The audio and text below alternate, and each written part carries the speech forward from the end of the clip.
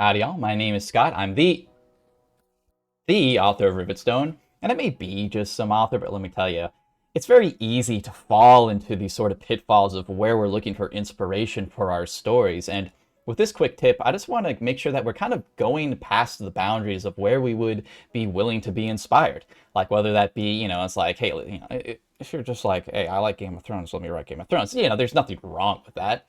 But, it's easy for us to be like, oh, well, I'm going to look into Harry Potter. I'm going to look into, Game of Thrones, Twilight, Rivet Stone. But there's a lot of different mediums and a lot of different avenues that we can actually be inspired by. And you might be surprised on just how accurate these sort of inspirations can be. Literally just the other day, I have a location in my upcoming book that's, it's kind of underground, and there's like a very interesting effect within the cave where it's very like dazzling and sparkling, and it's sort of like, simulates like a night sky.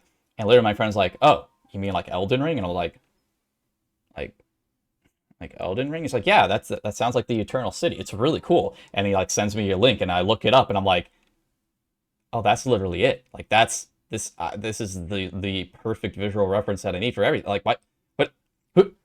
I mean, I know it wasn't like the most original idea in the world, but this is like spot on. Like how the.